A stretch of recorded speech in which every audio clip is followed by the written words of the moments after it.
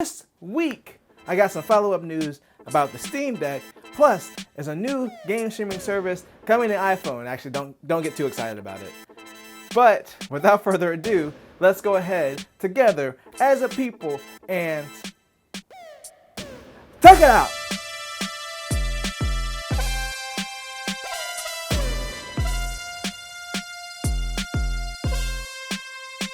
And welcome to another sensational Sunday. I'm Mike, and this week we're going to talk a little bit more about the Stream Deck, plus this new streaming service that you won't want to get excited about from a certain company. Let's hop into the Stream Deck news. So if you haven't heard about it, Steam is releasing their handheld towards the end of the year. It's called the Steam Deck. I did get my reservation in, so I'm going to get mine sometime in Q2 2022, which makes me a little bit sad, but I'm just excited to get my hands on it when I do. But one change that's going to come to Steam sooner or later is big picture mode.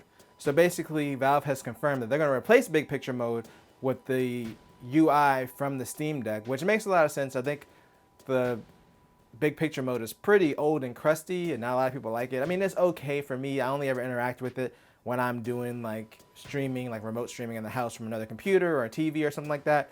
And it's serviceable. It's not great. I haven't obviously spent any time with the the Steam Deck. I've only seen video of it, of the interface, but it already looks like it's a lot better than what Steam currently has with the big picture mode, so I'm all in favor of it. It was kind of something that they pushed along with when they were doing their whole, oh, you can build your Steam box or your Steam PC, stuff that never took off. Obviously, it had to exist for the Steam Link stuff, but it was really in need of an update, y'all. It was on its last leg, and I'm glad to see that they're finally giving it the attention that it deserves. It just needs some attention. Now, with that emotional breakdown done, let's break down this whole storage situation with the Steam Deck. Now, Gabe Newell was answering some email questions, the founder, CEO, whatever he is, of Steam, Valve, all that stuff. The head kahuna. Alright, so someone asked him about the storage. They basically asked if the Steam Deck has an M.2 slot, and he did confirm that yes, they all do.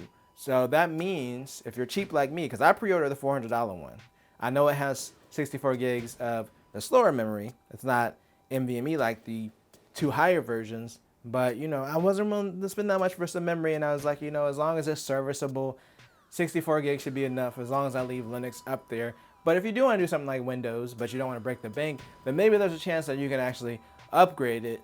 Maybe. But the way that it's been described is it's not really going to be user accessible. So obviously you have to take the thing apart, void the warranty, and get to the M.2 slot. We have to see more when there's teardowns of it. I wonder how difficult it's actually going to be. But it doesn't sound like something that the average user would want to do or should even do. Obviously, the recommended thing is if you want the higher storage model, just to kind of buy the storage that you need.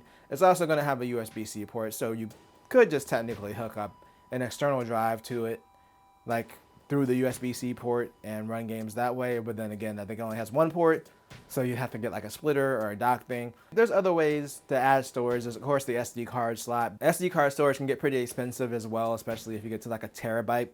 And then it's not as fast. It'll probably be fine if you just want to run this thing out of the box with the Steam games and pop in an SD card, which I feel like there's a good majority of people that will do that. But if you are a tinkerer, there might be a chance that this thing could be upgradable, which is great. We'll have to wait until like iFixit and all those other crazy sites and YouTubers who take stuff apart on video do that teardown. Like, I'm too nervous for it. Like, if I got something brand new that's still under warranty, I can't do it. My graphics card, when I tore that down a few weeks ago, was already out of warranty, so I wasn't worried about it. I was like, if it breaks, it breaks. It's going to be on me. And it worked out for the most part. But yeah, that, I don't know. I have to see how difficult it is to get to that M.2 slot before I even considered upgrading it, whenever it is that I get one. And for our last hit of the day, let's talk about this new exciting streaming service coming to iOS. So you may or may not know, but iOS, or Apple basically, they have restrictions on their App Store when it comes to game streaming specifically. Games on the App Store have to be their own individual app, so as a result, everyone that's put out a streaming app on the iPhone for games has had to basically do a web app. So Amazon was the first one to lead the charge. Microsoft put out theirs recently, and now we have a newcomer to the party, and that's Facebook Gaming. They're putting on the Facebook gaming on. Come on. You didn't even give it a chance. I bet you haven't played anything up there. So mean. But yes, anyway, Facebook gaming is available through iOS devices. And I forgot that this was a thing. I literally forgot. Like, when they're like, Facebook gaming is coming to iOS, I was thinking it's a brand new service. But no, it's already been out for months on Android. And it's just like, maybe it doesn't have any buzz and no one's talking about it. I mean, I don't hear a lot about Amazon Luna, but it definitely made a big splash when it was announced. And it has some buzz, but like Facebook gaming is kind of like, I don't even know where it came from. I didn't even know it was a thing. So basically, it's just another streaming service. I'm not going to go out of my way to try it, honestly. I'm just over Facebook as a company, which is funny because I actually love my Oculus Quest 2. And the original Quest and the original Oculus Rift, I've loved all their headsets. But I guess because it's not called Facebook VR, it's just called the Oculus, there is kind of a separation between Facebook and Oculus. Oculus is still technically a separate company within Facebook, whereas like when you put Facebook on something, it just automatically feels like something I shouldn't use. And I think that's the difference. It's the branding. I'm not going to get excited about Facebook gaming, but when I hear like, oh, Resident Evil 4 is coming to the Oculus Quest 2, I'm like, okay, cool.